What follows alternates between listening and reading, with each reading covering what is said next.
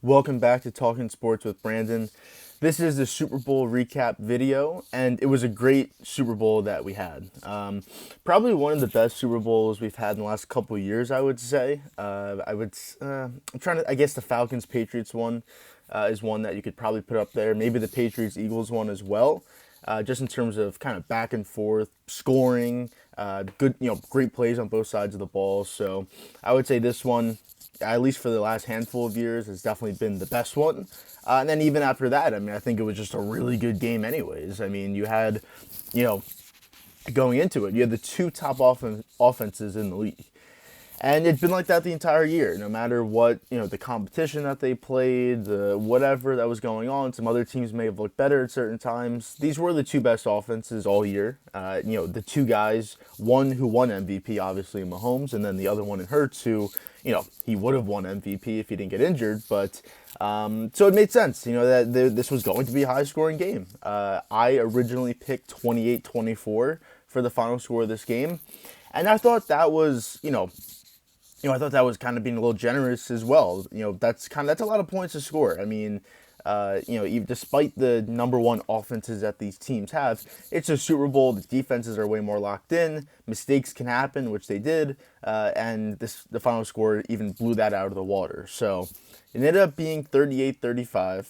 And obviously, if you watch the game, which I do believe it's over like 100 million. I think it's 113 million people that watched, while last year was under 100 million. So I think that, I think it just shows that when you have a team like the Rams and the Bengals, despite it being a good game, not the two biggest, markets. LA's a big market, but the Rams aren't the biggest. I mean, they would get every time they play at home, there's almost always the opposing team has more fans than them. So it's not the biggest markets in the NFL sense.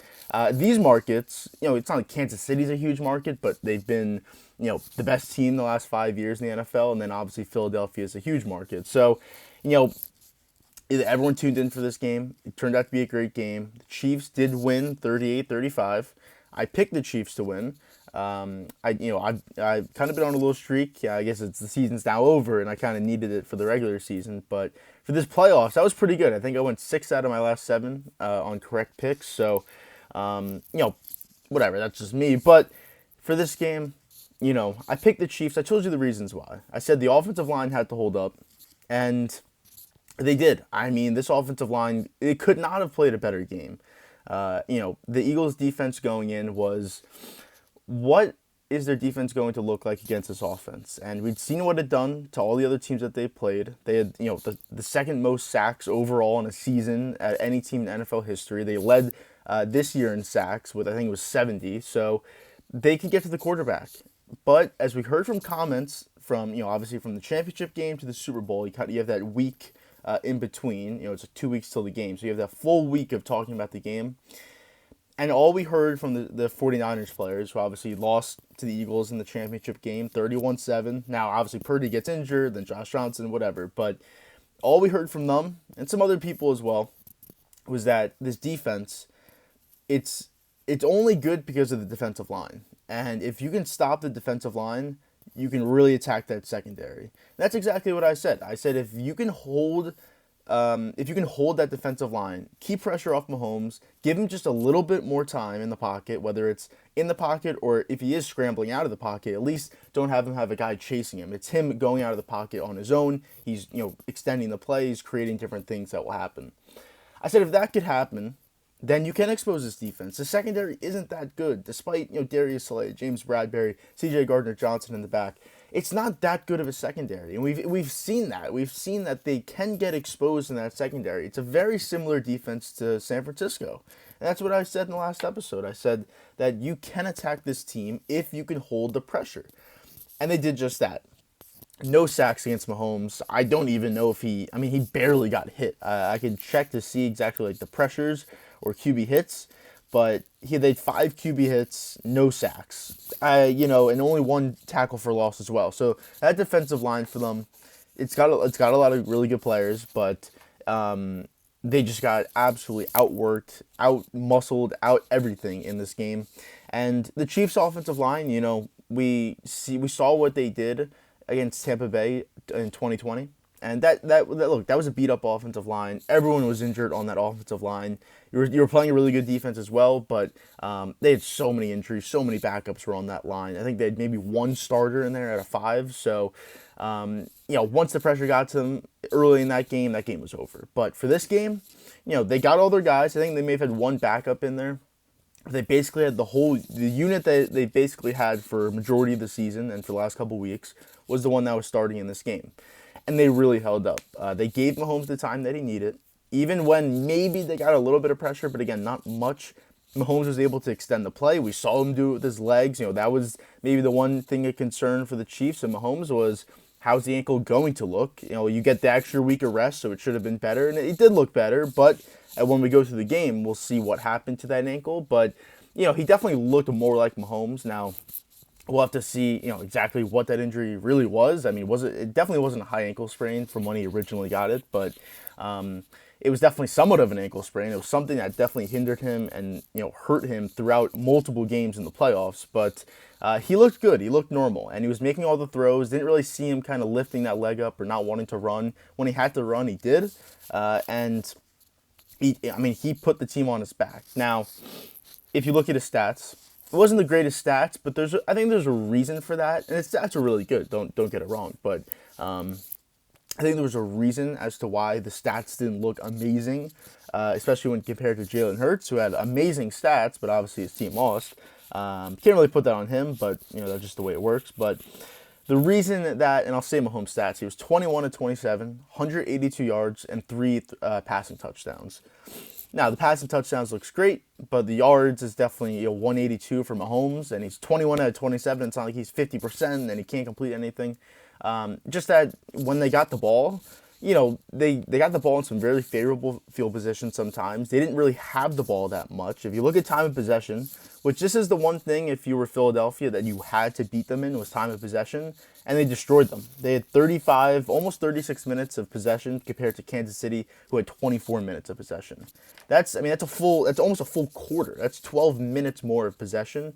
And that's what Philadelphia wants. They want to go on long drives. They want to run the ball, convert on third down. But most of their drives, the reason that they have 16, 17, 15-yard play drives that take up 8 to 10 minutes of the clock is because they usually run it on the first 2 downs, most likely, or it's like a short pass, and then on third down, they convert. So they're almost always getting to third down. They always make it manageable. If it's fourth down, it's 4th and 1, they're going to do that play, kind of like the rugby play, but they always just keep kind of getting yards, getting themselves in very favorable third downs. If they're 3rd and 7+, they can still convert it, and they did, I think, once or twice in this game, but it's just tougher because they like to be in that short yardage where you can still run the ball in 3rd and 5. They do that all the time where you're thinking of going for it on 4th down, or you get a look that you like and you go for it and you run for it on 3rd and 5.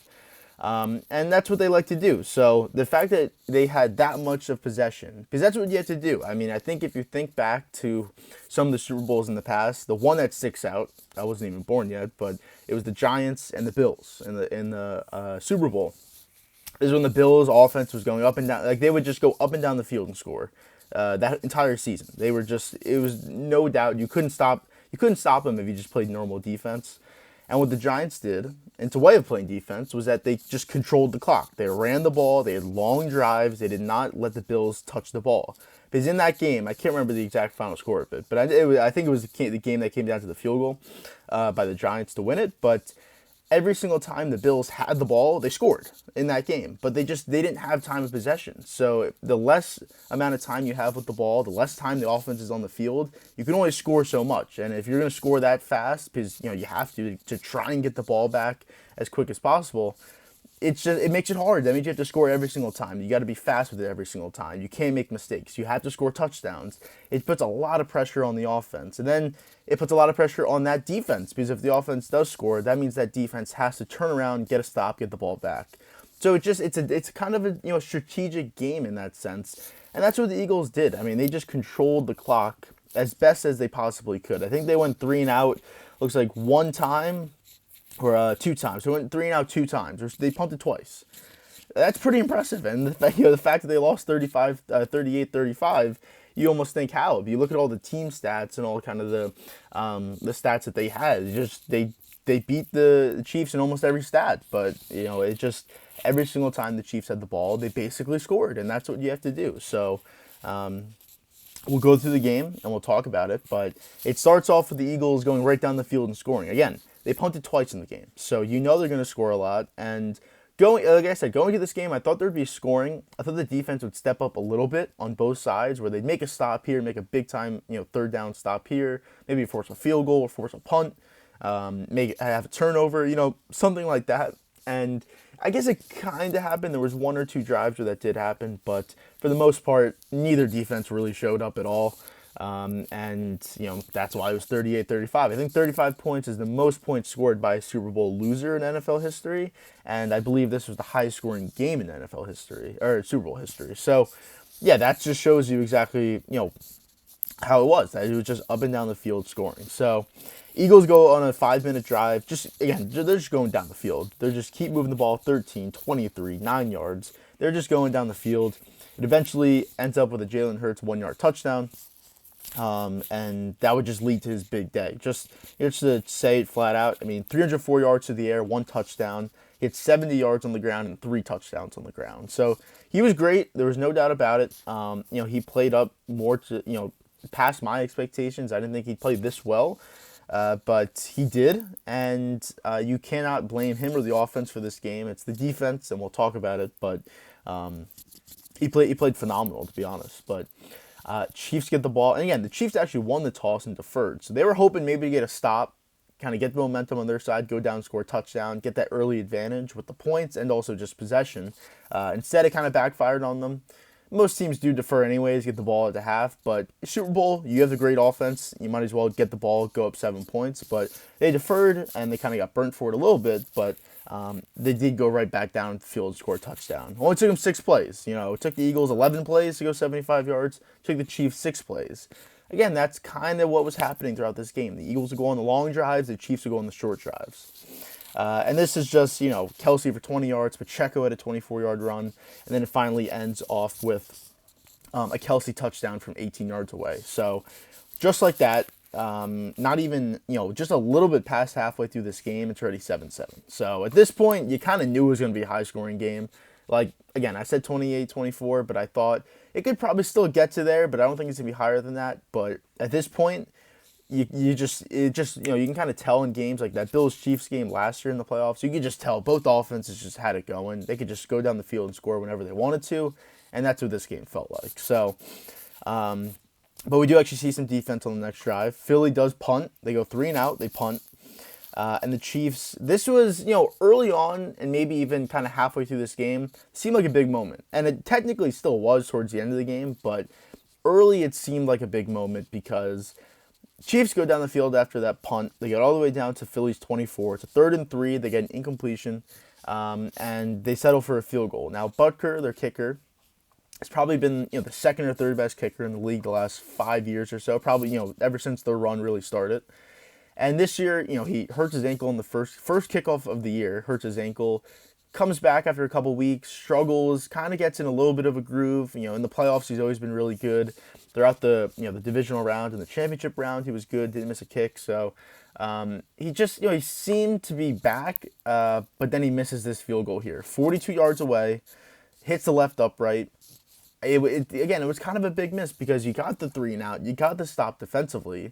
And now knowing what we know is that both offenses were just going down the field.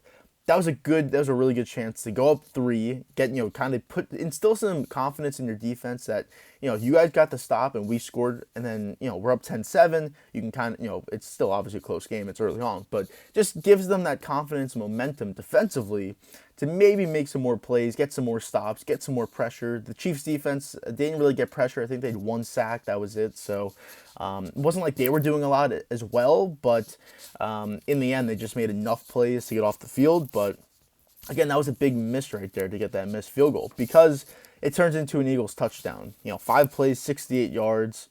And it came on a huge hookup to A.J. Brown, 45 yards, right down the middle. They definitely were going deep on the Chiefs. I can remember at least 2 or 3 times that they went deep. One of them was almost picked off. I think another one kind of was just a not like a drop, but kind of a drop by the Eagles. But this one was, kind of just a jump ball. I don't know if it was the safety or the corner who was on Brown, but kind of just got turned around a little bit. Brown just tracked it better than he did, to be honest, and he just made the play, and it was a touchdown. So huge play. Again, kind of big change. Instead of, 10-7 going with the Eagles on a full drive instead of a short field, only by a couple yards, but still a shorter field. Instead of that, it's 7-7, shorter field, touchdown. Now it's 14-7. Just a big change right there. And again, it didn't seem like the biggest thing, but it kind of was, especially with the way the offenses were rolling. Chiefs get the ball. They go 3 and out. I believe they only had 2 punts as well. That was their first one. So, like I said, it was just offense. I mean, it has to be. It's 38-35. But this was the biggest play of the game. Because it just changed what possibly could have happened with this game. So Eagles get the ball back. There's start of the second quarter, basically. They're kind of moving down the field a little bit. They've already got it to midfield now. It's 3rd and 5. Hurts, there's pressure in the pocket. He kind of tries to escape it. I mean, even if, nothing would have happened on this play, it would have just been a 4th down. They would have punted. But he kind of tries to juke a defender, and as he's switching the ball from his left hand to his right hand, it just gets knocked out. Whether it was kind of hard to tell. I believe it. He was just getting hit and it got knocked out, but it was kind of on the transfer as well. Kind of should have just kept it in that left hand. He knew he was going down. It wasn't like some guy was 5 yards away from him and he could have made a miss. He was kind of right in front of him. Didn't really have anywhere to go with the ball, so probably just a mistake on his part, to be honest. Trying to do a little too much in that situation. It's 3rd and 5. You're at midfield. Pin him deep and then live on to the next series, but instead he tries to kind of make a heroic play, fumbles, not only fumbles, but the Chiefs pick it up and run it back for a touchdown. So it's a mistake compounded by another mistake, obviously, and instead of, maybe pinning them back deep and making them go the whole length of the field, now it's 14-14, just like that. The offense didn't even have to step on the field. So big mistake. That was the one huge mistake that Hurts made. That's what he hasn't done all season long, is make mistakes in key situations, and especially like that, giving the other team 7 points. So just the only mistake he made offensively, but it was a huge one. It wasn't just a fumble, it was a fumble touchdown. So big there, but they do answer back. To be fair, they answered back. I think it's the only thing you could ever ask for in a team is when you make a mistake offensively, whether it's a pick six or it's a turnover that immediately leads to a touchdown. You answer right back with a touchdown of your own, and that's what they did. And again, this was a Philadelphia drive. 12 plays, 75 yards, 7 minutes off the clock. So they're killing time. Again, just run. It's Hurts for 14. Incompletion. That was them trying to go deep again to A.J. Brown. Then it's Scott for 9 yards, 3 yards, 4 yards. Get into a 3rd and 7. Again, this was a tricky situation. They only get 2 yards, and on 4th and 5, this is where they obviously knew they were going for it on 4th down. Get a look you like at 3rd and 7. Try and run it. They wanted more than 2 yards, I can tell you that. They probably wanted 4 or 5. They only got 2 yards though. It's still a dicey call for you. You knew you were going for it on 4th down, but you were hoping it was 4th and 3, not 4th and 5. But they decide to still go for it, and they get Jalen Hurts for 28 yards, a huge run. So that was obviously ended out being the right play call, but could have been a huge momentum change. It's after the fumble touchdown to get stopped on 4th down, basically in midfield. That you don't know what could have happened after that, but they do get the 28 yards, obviously more than the 5 they needed. Then it's 3 yards, it's 4 yards, it's 1 yard. They get a penalty on 4th and 2, lining up or in the neutral zone infraction. This was at the 8-yard line of Kansas City. Huge mistake. You just can't do it. They're going to do that play obviously where they just push Hurts, but you can stop that. It's very hard. I think he's only been stopped like 4 times that he's done it, something like that. Out of he's done it like 40 plus times. So it's very hard to stop, but it's possible. Especially 4th and 2. Usually it's 4th and 1 that they do it. And to be fair, they usually do get 2 or 3 yards doing it. Most of the time, because it's hard not to get 2 yards because they're just pushing you from behind, and it's just hard not to fall and get 2 yards. But it's definitely possible to stop. And That's how you line up, neutral zone infraction. You just don't even give yourself the chance. And then the next play to Jalen Hurts, 4-yard touchdown. So they do answer back. They do tie the game up, or they take the lead again, 21-14. Kansas City gets the ball back. They punt, don't really do anything with the ball. This was a kind of a 2-minute drill, just didn't really do anything with it. And this is actually where maybe it could have been the biggest thing of the game. Turned out not to be, but it still was pretty important. But Mahomes on 3rd and 15, he kind of escapes the pocket and kind of just flushes out to his left, and then they tackle him, lands on his ankle, kind of twists it a little bit, turned it, and it's the same ankle, the right ankle, and he's limping off the field. He's hobbling. He's in a lot of pain. This is basically going into halftime. You're down 21-14. The Eagles actually add a field goal before halftime to make it 24-14. You don't know how he looks. You see him, standing on the sideline and kind of looking all right, but you don't know. Because it's the same ankle. We've seen what it does to him, and even if he can finish this game, think about it, the Jacksonville game. He had to miss a whole series, and Chad Henne had to lead him for a touchdown. But even if he stays in the game at this point, what does his mobility look like? We've already seen him scramble a couple times, escape the pocket, expand plays. So what does his mobility look like? What is he going to look like with his legs? Is he still going to have the same zip on his passes? Is he still going to be able to hit guys in stride? Because, again, it's that leg, that back leg where he's really pushing off from. So it had a lot of factors to it. And it was going into halftime. They get the ball first, so you'll see right away how he looks. And it looked pretty good because the second half could not have gone better for the Chiefs. Again, they're down 24-14 going into half. They get the ball first, and they go right down the field and score. 10 plays, 75 yards, 5:30 off the clock. Again, kind of relying a little bit more on the ground game. 7 yards, 2 yards, 14 yards, then 11 yards to Kelsey.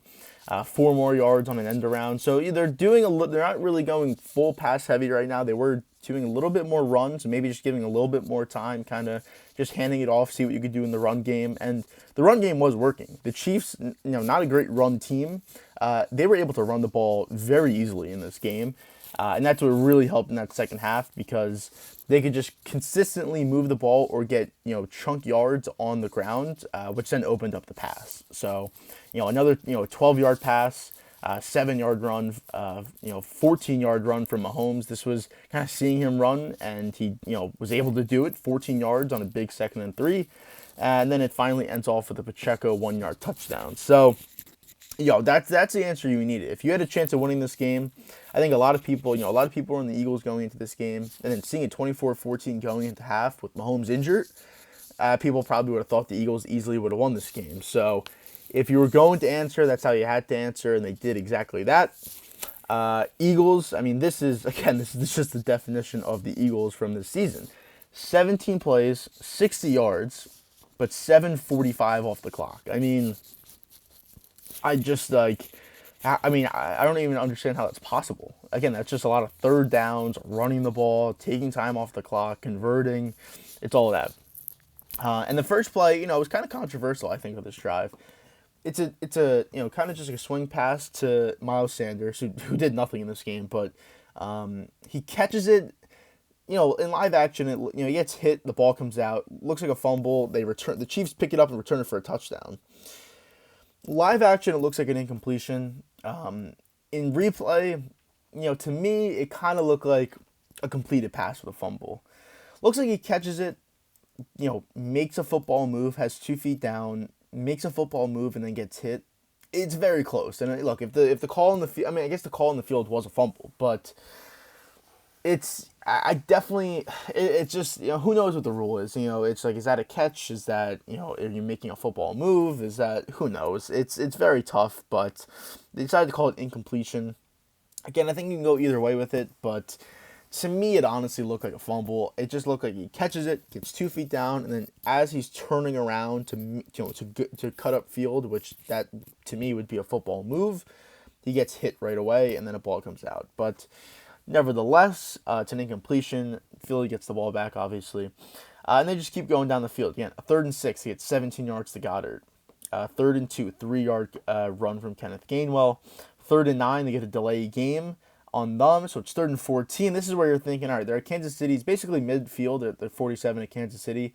This is a stop that Kansas City needs. It's, you just got the touchdown, get the stop here. You force them to punt, and then you see what your offense can do from wherever they get the ball from. But 3rd and 14, Hurts makes an amazing pass to Goddard. He makes an amazing catch. They challenged it to see if it was a catch because he catches it, but then a hand comes off. But when the hand comes back on the ball, I think it was his left foot. I think it was maybe his right foot, whatever.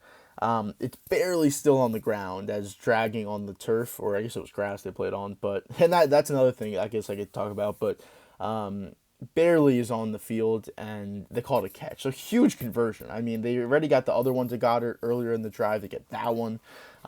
So that keeps the drive alive. They get all the way to a 3rd and 1. And Miles Sanders gets stopped, but then they do the play with Hurts. He gets 2 yards. And then it leads all the way down to a 3rd and 11. They only get 5 yards, and it leads to a field goal from 33 yards, which they make. So 27-21. But then the Chiefs get the ball back and score. 9 plays, 75 yards, a little under 5 minutes off the clock. Again, you knew that you knew that their offense was going, but the second half their offense was just unstoppable. Kelsey, not much, but then 8 yards to Juju. Pacheco for 9 yards. Again, he had a big game in this one. Pacheco for 11 yards. Mahomes to Juju Smith-Schuster for 14. They get a penalty on Philadelphia. Then it's 13 yards, 3 yards, 4 yards. They're all the way down at the 5-yard line, 3rd and 3. Just a great play design. 2 out wide to Mahomes' right, Kelsey in the slot, and then Tony on the outside. Just motion. And, this was, seeing all this stuff after the Super Bowl about what teams are doing to Philadelphia's defense, motion really tripped them up. You get guys in motion. The way that they switch their assignments when guys are in motion is not the way you want to do it. The guy will run with him, and then as soon as he crosses that kind of midpoint, he comes back off, and then the safety would take him. And by the time the safety's taking him, and you're ready, he's all the way over there, and the safety's coming. It's not a good way to switch guys and assignments, and the Chiefs knew that, and that's exactly what they did. They were switching assignments. They knew that as soon as Tony came in motion, right behind Kelsey. They snapped the ball. He comes back out to the outside to go with Kelsey because they're confused. They don't, one guy doesn't realize that one's taking Kelsey, the other one has to go back to Tony, and Tony's wide open for a 5-yard touchdown. So great offensive play calling, great just knowledge of the other team and their defense to know, just what to call and what to do. And it was a great play. And that puts them up 28-27. So just like that, after being down 10 points at halftime, they're up 28-27 all the way into the fourth quarter at this point. So then we get the Philadelphia drive, and this was their second punt. They go 3 and out, and this is the punt that changed the game. It's so again, okay, fine. They go 3 and out. They're at their 32-yard line. You can still, put them back into their territory, make them go at least 65, 70 yards down the field for a touchdown. But instead, it's a bad punt. It's a line drive. Gives Tony a chance. Again, he's back there. And it's just a low punt that gives him a chance. He starts out left, kind of makes a couple guys miss, and then loops all the way back right. Everyone in Philadelphia was on the left side of the field. Gets huge amount of space. Returns it all the way down to Philly's 5-yard line for a 65-yard punt return. I think they said that was the longest punt return in Super Bowl history. I believe that's what they said. So, I mean, if there's ever a time for that, it was that. This was the time. Gets them all the way down to the 5-yard line. Again, this is where Mahomes' stats come into play. They're starting to drive off at the 5-yard line, so obviously you're not going to have, a lot of passing yards in that situation. And, it starts off with a 1-yard run, and then it's an incomplete pass. And all of a sudden, it's 3rd and goal at the 4-yard line. So, you'd think that they would go for it. I mean, if they're at the 4-yard line, maybe not. But if they're at the 2-yard line, you'd think they'd go for it. Just get your best 2-point call of the game. But if they were to kick a field goal, it'd be, obviously 31-27. So you're at least up by a field goal, forcing Philadelphia to score a touchdown. But it was still a huge play, no doubt about it. And they just do the same play on the other side of the field that they scored the last touchdown on. They put, I think it was Sky Moore in motion, just confuse the defense. He's wide open for a touchdown. I mean, literally, that was at the 5-yard line. This was at the 4-yard line. The first one was on the right side of the field. This one was on the left side of the field. It was the same play, just reversed, and Philly had no clue what to do. So, again, just great play call, great execution, and they go up 35-27. Philly answers with a touchdown of their own. They go right down the field, kind of get some big plays, and then they go all the way down to the 2-yard line after a 45-yard completion to Devonta Smith. Looked like he could have scored a touchdown, but he kind of just ran out of bounds. But then Hurts capitalizes and gets a 2-yard touchdown run to make it 35-35 because they go for 2 and Hurts converts on the 2-point conversion. So with 5 minutes and 15 seconds left in the game, it's a tie game 35-35. Now, this is where that field goal could have came back into play because obviously you make that, you're up 38-35, but now they need a field goal at the minimum, and Mahomes leads them on a drive. Again, this is where it's a tough situation because you can rather go 3 and out and they get the ball back with a chance to end the game with a field goal to win it with no time on the clock, or you take it all the way down and you score, or it's kind of in that middle territory where we're not really sure. Because 5 minutes on the clock, that's a lot of time left. You got to kill clock. You got to you still have to score, but you got to have to kill clock in the same time. Because if you score too fast, then they still have time to go down the field. So it's a tricky situation. Usually, obviously 2 minutes is a almost guarantee that you get down the field. There's going to be almost no time left, but 5 minutes is a lot. So they start off with a 3-yard run, then it's a 10-yard pass, 2-yard run, 7-yard pass. Again, they're moving the ball down the field. We already wasted a minute and a half off the clock. 10-yard run. Then this is the big play. Mahomes at the 43-yard line of Philadelphia. This is where pressure was kind of getting to him a little bit in the pocket. Escapes the pressure, runs up the field for 26 yards. Huge run. I mean, he looked so slow because of his ankle, but the fact that he was able to make that play, get a huge 26-yard run when it would have been a sack or an incompletion, which would have stopped the clock. Goes all the way from their 43-yard line to the 17-yard line. Pacheco for 2 yards, 2-minute warning. Then Juju for no gain, so 3rd and 8. And this is the biggest play of the game. The most talked about play of the game, which I don't think, I guess it could be, should be, but I don't think it really should be. They try to go to Juju on the left side, and it's an incompletion. We don't see a flag, and then I would say a second or two later, we see a flag. Usually when it's that late, you'd think it's something in the secondary, or maybe like a hands to the face, but it's usually something in the secondary, and it turned out to be holding on Bradbury on Juju Smith-Schuster. They show the replay. It's definitely ticky-tacky. It's definitely, it's a close call. Did it have to be called? Probably not. It was, there's probably way worse things that have happened earlier in that game, probably earlier on that drive, but they call it. And it gives them from a 3rd and 8, which would have been a 4th and 8, where it would have been a minute 54 on the clock. Eagles still had 1 timeout left. They had 1 timeout, a minute 54 on the clock, and you would have been down by 3 points. So with the way their offense was moving, I would say it was most likely that, that they're probably going down the field and getting a field goal, at least giving themselves a chance with that much time on the clock and a timeout. But instead, because of that call, gifts them a first down. They go from 3rd and 8 to 1st and 10. Then it's McKinnon for 9 yards. Philly's trying to let him score. I mean, they were smart enough, obviously, to know slide inbounds. He gets all the way down to the 2-yard line. Forces Philly to use that last timeout because even if they score there, Philly has a timeout. They still have a minute and a half off on the clock. There's no reason to even give them the chance to possibly still tie the game or even win the game with a 2-point conversion. But then Mahomes kneels it twice. They get all the way to the 9-yard line off the kneels. There's 8 seconds in the game, and Butker makes a 27-yard field goal to win it because Philly gets the ball back, and obviously nothing happens from that. So they win 38-35.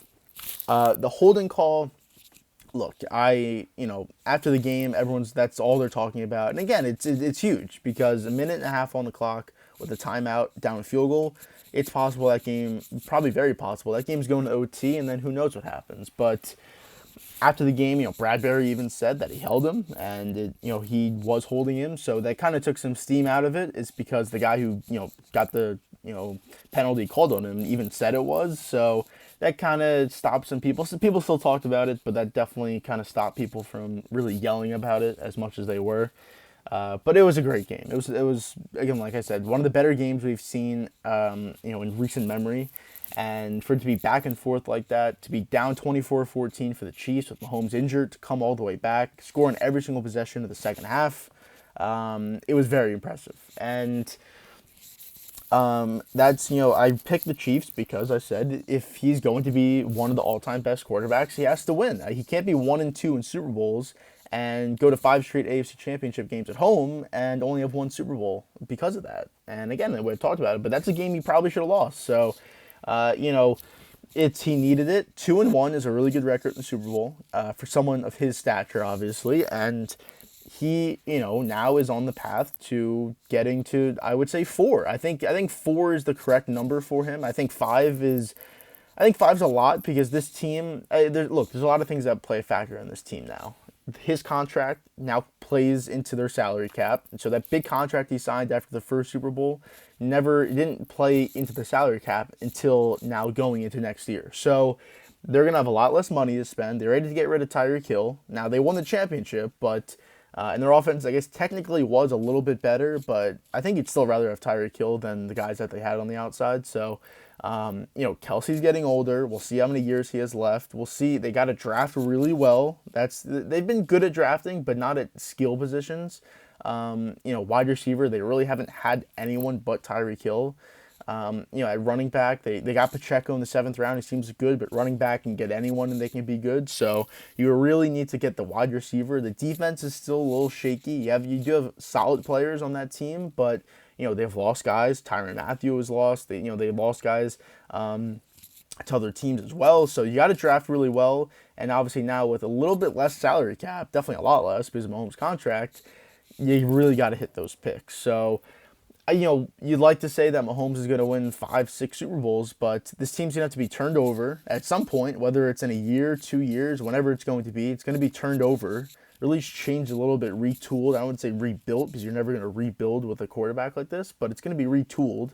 It's going to be a different cast of characters for them, and he's going to have to try and, win 1 or 2 with those teams. And then he's going to play for another 10, 15 years. You would say he's 27. He'll probably play till he's at least 40. So that's a good 13 years. And as we've seen with Rodgers and Brady and some of these other quarterbacks, you can play till 40 and still be a top 5 quarterback. So I see him for the minimum 10 years until he's 37.